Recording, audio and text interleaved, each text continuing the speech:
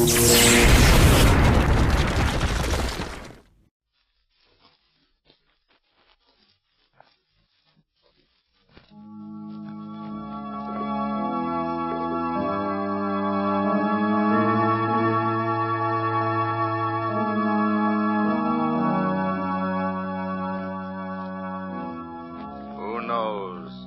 evil lurks in the hearts of men? The Shadow knows.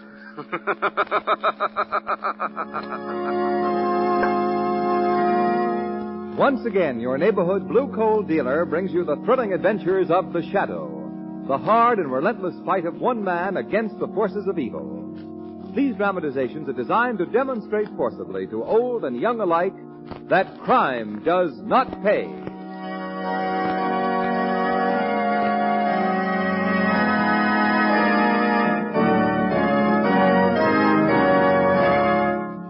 Friends, here's a very important way that you can help the war effort. You know, it's coal that keeps our war plants humming. Coal that keeps our trains moving. Coal that heats our soldiers in army camps. Yes, coal that supplies vital power and heat to countless wartime activities. So you can make an invaluable contribution to the war effort this winter by cutting your coal consumption to the absolute minimum. Start your personal coal conservation program this simple way. Hold your fire. Don't let the first chilly snap send you down to the furnace. Use the fireplace. Wear warmer clothing. Wait 2 or 3 weeks later than usual before starting your furnace. The coal you save now will help the home front and the war front, and it will help you keep warmer in the really bitter months to come.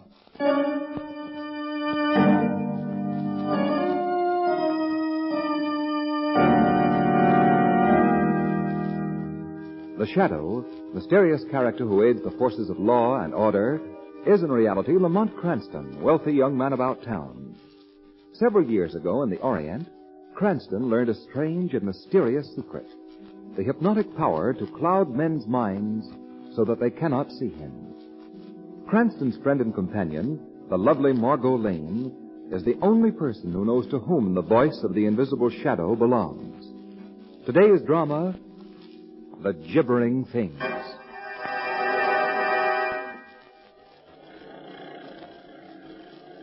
Well, nature puts on quite an autumn show up here, Margot. Yes, doesn't it, Lamont? Yeah. All New Hampshire's pretty country at any season, folks. Are we nearly at our destination, driver? Almost. About 1.5 miles more, and we'll be at the Haunted Woods. Huh? Haunted Woods? Yes, sir. The place you've hired me to drive you to is just this side of them. Oh, Aunt Susan never told me that she lived near any haunted woods, Lamont. Miss Susan Prentice, your aunt, ma'am? Yes, Mr. Cranston and I are going to spend the weekend with her. Oh, that'll be a fine rest for you. Well, those haunted woods don't sound quiet or restful. Well, they won't bother you none. Leastwise, I've never been bothered in them. Neither was your aunt. Or Professor Surgoff, who lives smack in the center of them. Why are they called the Haunted Woods? Well, it's said that quite a few fellas have gone into them woods and completely disappeared. There was 2 lumberjacks and 4 or 5 harvest hands.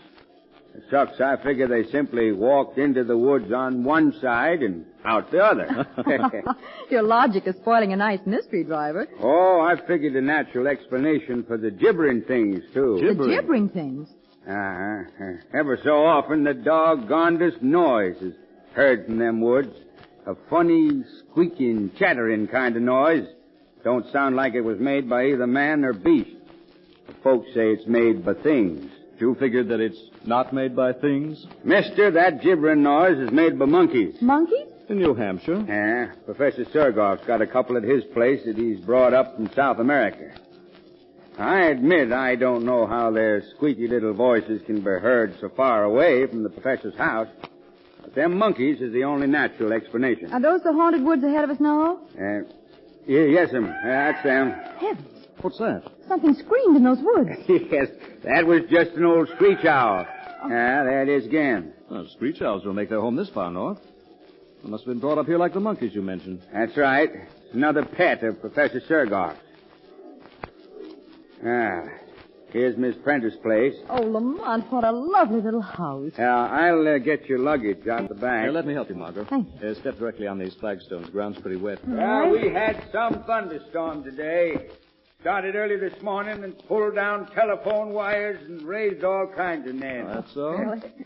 Yeah. Why, I'd like to wait and say howdy to Miss Prentice, but as long as I'm out this way, I want to drop off a package at Professor Sergoff. Getting late, and I'd like to be in and out of them woods before dark. Not because of the gibbering things. Well, shucks, no. Just that the road through there is pretty terrible. A fellow wants daylight to get over it. I'll stop off on my way back from the professor's, see if your aunt wants anything fetched from the village, my next trip. So long. So long. You never told me your aunt was deaf, Margot. Deaf? Well, she isn't. Well, she can't be at home then after this noisy arrival in front of the door. But it is funny that she hasn't... Aunt Susan! Aunt Sue! You sure she expected us today? Oh, of course. Oh, the door's unlocked. Let's go in, Lamont. She must have stepped out for a moment. For a long moment. Let's have a look around. You take a peek at the kitchen. All right. Everything here's tidy, shipshape, and deserted. Well, the kitchen door's been left unlocked. Well, evidently your aunt didn't intend to be gone very long. Well, what do you suppose has happened to her? Oh, chances are your aunt left here this morning to pay a brief call to some neighbors, and she was forced to stay there by the storm. I was beginning to think Aunt Sue had been swallowed by those gibbering things in the haunted woods. We have Mr. DeRima's assurance those gibbering things are vastly overrated. What's that? Now, listen. It's the gibbering from those woods. It's from deep in the woods. Doesn't sound like the chattering of any monkey that I've ever heard. Lamont! Could that be the screech owl again? That cry sounded human. It's like a scream of mortal terror.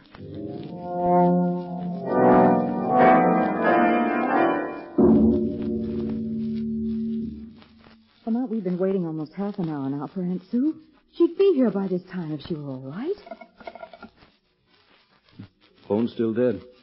The cab driver hasn't come back yet, and it's nearly dark. Let's go outside again and watch for him. All right. He said he wanted to be out of those woods before dark.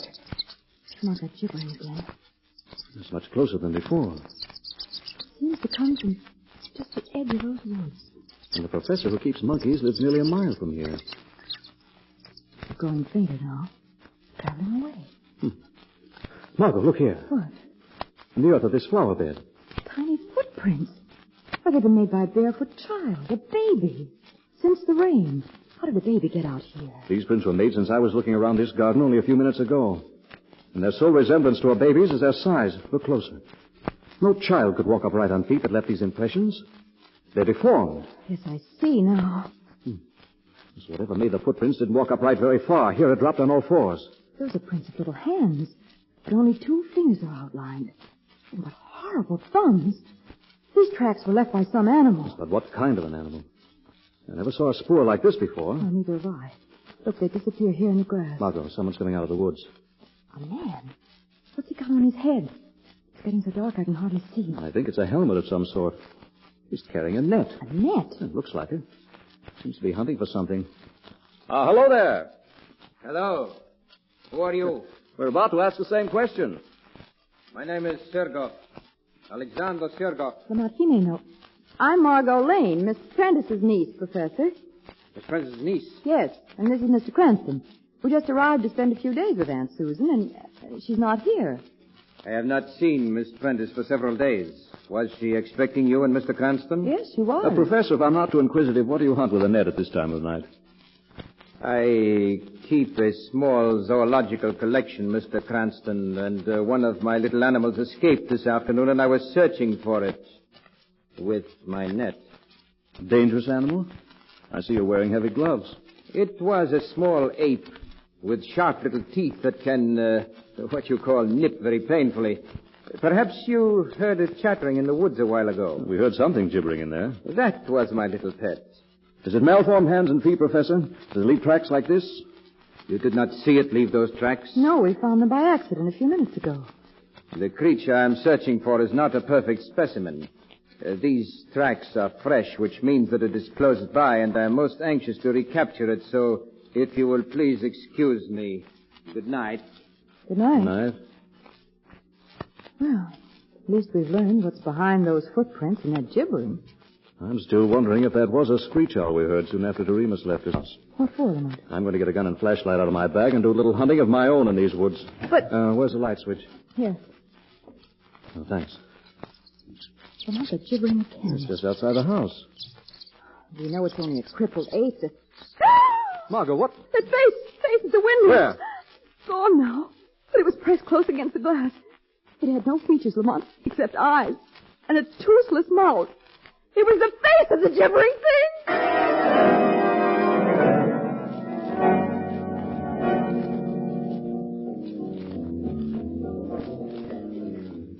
Lamont, turn your flashlight on those trees as well as on the road. That gibbering thing may be in these woods. As I'm watching, Margot. There's only one set of tire tracks on this road, so Doremus traveled it only one way. You sure, Margot, that the face of the window had no features? It was just pink, bald flesh with tiny pig-like eyes and grinning, toothless gums. What could it have been? If you weren't having a nightmare, I don't know. Good Lord, look there. Doremus's cab turned on its side. Come on. There's Doremus. Oh! He's been thrown from his cab against that rock. His head's all crushed. Oh, Lamont. Strange. There's no blood around the wound. No blood. Someone or something has washed it absolutely clean. Look at his throat. Big bruise mark. His fall from the cab didn't do that. No. Looks as though some terrific suction had been applied by something like a giant leech. That thing with the toothless mouth. Lamont, you've got to find out what that gibbering monster is. It may have killed Aunt Sue as well as Doremus. Come on back to your aunt's house. After I see you locked safely inside, Professor Seargoff is going to receive a visit from the Shadow.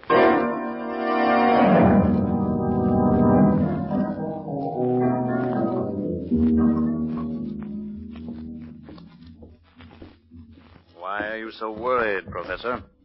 What? Who is speaking to me? I cannot see anyone. I'm the Shadow. The Shadow? An invisible man? A little secret I learned in the Orient. What do you want here? I shall ask the questions. First, did you find the small ape you were hunting for? You know that I was hunting... The Shadow overheard your conversation with a Miss Lane and a Mr. Cranston a while ago. Did you find the ape? Yes. What did you do with it? I visited the cages where you keep your pets and found no crippled monkey there. I was forced to shoot the animal. I buried it in the woods. After it had gorged itself on the blood of Doremus? Doremus? You didn't know he was lying dead in the woods? No, I swear I did not, Shadow. I had nothing to do with it. But you know what killed him? No. Don't lie. You also know the reason for Susan Prentice's disappearance. I do not. Her absence will cause an intensive search. She will not be found here.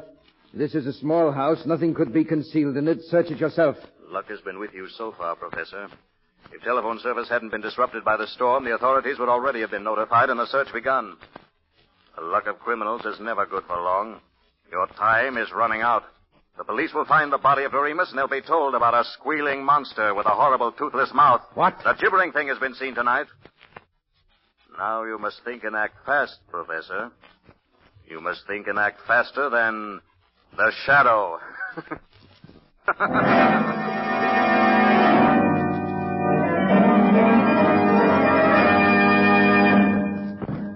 Friends, if you heat your home with coal, listen. Here's some important good news. Your friendly neighborhood blue coal dealer is happy to announce that he already has available, on a first-come, first-served basis, a small supply of automatic heat regulators to aid in the urgent coal conservation program. Now listen to what an automatic heat regulator does. It takes full charge of your furnace operation, giving you a constant, even temperature day and night. It eliminates those wide swings in temperature when it's always too hot or too cold. It saves you those incessant trips to the basement when you try to control the temperature yourself. It helps protect your family against winter colds, which many doctors agree result from overheating or unstable temperatures. And most important, it saves coal vital to the war effort and money for you. An automatic heat regulator costs little to begin with and soon pays for itself in fuel savings. Don't wait for the first freeze. There are just a few automatic heat regulators available. So act now. Call your friendly blue coal dealer and place your order tomorrow. And now, back to the Shadow.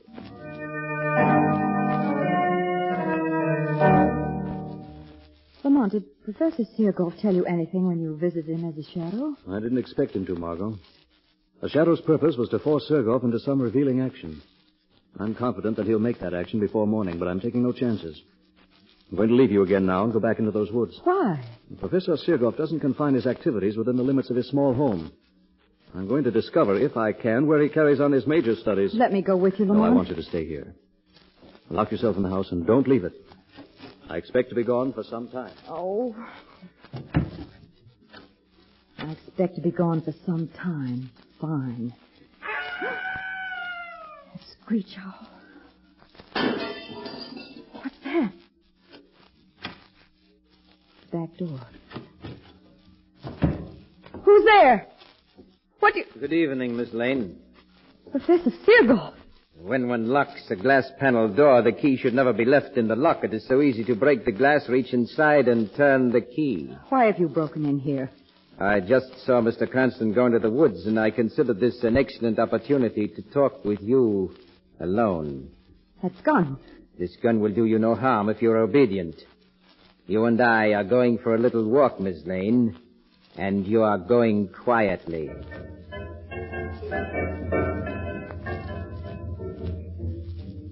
Where are you taking me through these woods? You'll soon learn. Here's our stopping place. There's nothing here but trees and that big rock. Yes, watch that rock. It's swinging out like a door. It is a door to a very secret natural cave below. Ladies first, Miss Lane. I won't go down to that darkness. You need not go in darkness. We have electric light here. Step in, Miss Lane. I wish to close my bulky door. No, Do not try my patience. Go. Oh. Now, down these stairs. And you can see my little refuge. Gibbering cries. A little welcome for you. And hideous things that make them are behind that door. Hideous things, so you saw the little creature that escaped tonight? It pressed its awful face against the window. Don't make me look at it again. You won't see anything to frighten you when I open the door. There's nothing in this chamber except those steel cabinets around the walls, that iron water pipe above, and this heavy rope that dangles from the pipe. You will find the rope of special interest. I call your attention to the snap hook on its loose end. No, let me go. As soon as I lock these handcuffs on your wrists behind your back like this, No. hook the rope to your cuffs like this. Now, I let you go, nicely tethered. What are you going to do to me here? I shall satisfy your curiosity about the gibbering things. You have seen but one. I have many such children. Children? Yes, I am their father, their creator. I am their God. I have discovered the secret of life. Of life? I have evolved a complex life form from the single cell. Nature required 1 billion years to do what I have done in 10. I am greater than nature. You're a madman. Am I? You shall see. The steel cabinets you see around these walls are really insulated soundproof covers for my children's cages. This lever opens the apparent cabinets. Watch. Before you saw the handsomest of my little beauties. Now you can look at them again and 30 of his brothers. Hear them squeal their greetings to you. No, let me out of here. Do not be afraid. Their cages are strong. They cannot get at you now. Please, they're so horrible. Well, I admit that I have not as yet achieved perfection in their appearance, but I progress. Now, here is my first experiment. It resembles a shapeless sponge, but it's alive. It moves and breathes. Oh, please. And here is a little creature that lacks arms and legs. See it bounce its way about? Its brother in the next cage has twice the usual number of limbs. This one has 8 hands. That one has no eyes nor ears. And there's one with no head. And here's one without a body. Stop it. But they're all alive, Miss Lane. All can move and fast. All have mouths and appetites, Miss Lane. For human blood. Their only diet. Human blood. Yes, I keep human cows, Miss Lane, and you are to become a human cow and feed my children. Oh, no. That is why you're tethered here. This chamber is their dining room. I shall pull a lever that opens their cages as I go out this door to safety. They're very greedy, but I will not let them drink too much of your blood, Miss Lane, for now you're a cow and valuable to me. I leave you now to pull the lever. Ah! My throat! You feel the shadow's hands upon you, Segoff. The shadow! Oh. The shadow as a man would like to close his fingers tight about your neck. As a respecter of the law, he lets you live. Oh, Shadow. Unlock your handcuffs, Segoff. Don't touch me again, I will. Be quick. There. Oh, I'm free. I'm free and I can leave this room. Go where I won't see and hear those awful things. Yes, go. And I'll go with you out that door. Segoff! door is locked and closed upon you, Shadow. The lever that opens my children's cages is on this side of the door, and I release them now. No! No! My children do not have to see a man to find him, Shadow. Their greed for blood would lead them to you, and they are to have all your blood, Shadow. You will be dead before this door is opened. Dead!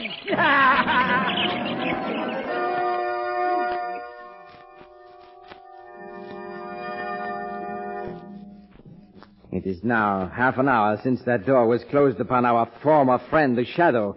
My children have killed strong men within 5 minutes, so I think it is time, Miss Lane, for us to view the remains, which will be visible, I imagine. But first I shall reunite you with your aunt. You're my aunt here. Yes, unfortunately escaped and told me of her intention to notify the authorities. I was forced to add her to my herd of cows. That herd includes the itinerant lumberjacks and harvest hands who have disappeared in the haunted woods. When fools hear their screams of pain, they think they hear my little screech owl. Oh, there's nowhere to catch you. Before I can safely view the dead body of the Shadow, my children must be returned to their cages. And my cows take care of that. Your aunt's stall is behind this door. Aunt Sue. Aunt Sue. I will let her out. Margot. Oh, Margot. What a touching reunion. You shall see a great deal of each other from now on, for you will be stable together. My male cattle are in here. Come out, beasts. And don't forget that I hold the usual loaded revolver. Oh, poor men. Yes, my male cattle aren't as healthy looking as you and your aunt, Miss Lane, but they have been here a long time. They're walking skeletons. They still manufacture blood. That's all that matters. Fall in line, beasts. You with them, female cattle? No. Fall in line. Oh, come, Margot, come. There's nothing we can do. You're learning fast, Miss Prentice. Now march, all of you, to the feeding room. You ought to have an easy time tonight. My children have been fed and well. You need only pick them up and return them to their cages. Pick up those things? Yes, Miss Lane, and tenderly. Unlock the door. Go in and do as I've told you. Now, you see how tame my cattle are, Miss Lane? You will soon be like them. Hurry in there. Get my pets behind their bars. I'm anxious to come in and pay my last respects. Your children are in their cages, Master. Ah, now we shall see. I thought the Shadow would be visible in death. His mental power is gone, but I do not see him. Can you feel him, Sergoff? Ah! Shadow! Yes, I'm not an easy victim, Sergoff. Pick up that gun he dropped, Miss Lane. Something we cannot see has got him. Give Sergoff to us. Be back, you men. I know how you must hate this devil, but I promise you he'll get justice. Now, everyone leave this room. Everyone but Sergoff. Everyone but me. You're going to be left alone here. Alone as you've left the others. No. No, do not put those handcuffs on me. Oh, yes. They're locked behind your back. Now, No, not that tether rope. Do not hook me to that. the way you fastened others. Yes, we can do to him what Now, he's get done out to of us. this room, you men. We're leaving Professor Sergoff with his children. We'll turn the vampires loose on him. No, do not open those cages. Do not turn them loose on me. Please, Shadow, please. You're safe, Sergoff. The cages won't be opened. Did you say, Shadow, that those cages won't be opened? That Sergoff is safe? He's safe from those things he created. That room will be Sergoff's prison until the police arrive to take him to another. Police? Prison. Shadow, you promised us that devil would get justice. He will. But the law must fix his punishment. We've been Sergoff's slaves. His cattle. Those things he made have fastened on our flesh. They drank our blood. We want no police. We want no law. We want no law. They have no punishment to fit that devil's crime. We'll attend to Sergoff. And where you are. You men have suffered here, but you're civilized men. You must abide by rules of order, not by instincts of revenge. We're no longer men. We're cattle. Sergoff has made us beasts. And there are many of us, Shadow. You are only one. Keep away from that door. We didn't want to open the door, Shadow. We only wanted to lock it. And we have locked it. We have the key. Pull the lever that opens those cages. No. You're too late, Shadow. Listen. Sergoff's children move fast. They've already reached their father. We've given Sergoff the justice he deserves.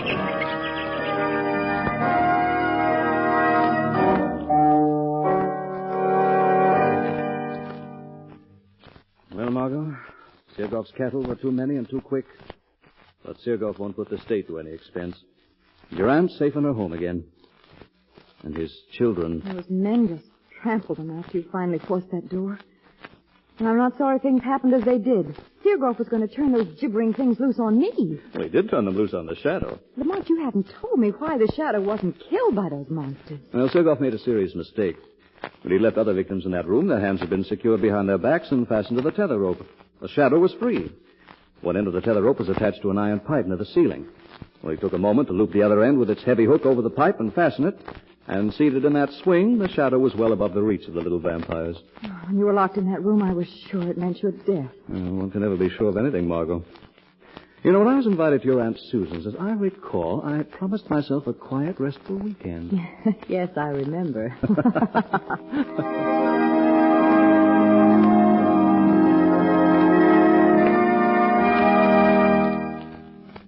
Now let me introduce Blue Coal's distinguished heating expert, John Barclay. Thank you, Ken Roberts, and good evening, friends. I'm glad to be back with you again. And this year, with fuel so vitally needed for the war effort, I hope to bring you special information that will help you to heat your home more efficiently and economically. Thousands of tons of coal can be conserved if everyone will give special thought to the efficient operation of their furnace. Operating a heating plant efficiently is easy. And if you will follow a few simple suggestions, you can not only save considerable fuel, but your home will be healthfully heated as well. A clean furnace is number one on the list of important things that will result in conserving fuel. So put your heating plant in good working order. It's easy to clean a furnace. For tools, all you need to do a good job is an inexpensive wire brush and a scraper. You can get these at any hardware store. Wipe a small can of asbestos furnace cement. After all soot and fly ash, use the asbestos cement to seal up leaks around the smoke pipe where it enters into the chimney. Make sure that the dampers are in good working order and that all furnace doors fit tightly. Remember, a clean furnace conserves coal, gives you more heat for the fuel you burn, and will keep your family warm and healthful all winter long. I thank you.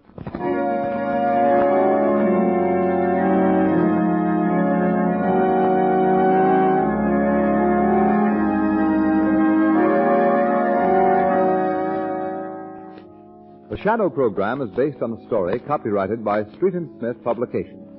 The characters, names, places, and plot are fictitious.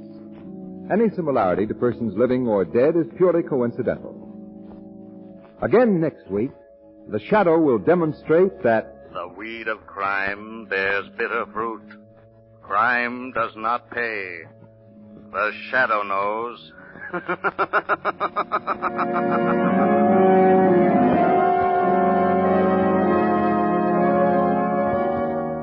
Next week, same time, same station, your friendly Blue Coal dealer brings you another strange and thrilling adventure in the Shadow's daring battle against the forces of evil.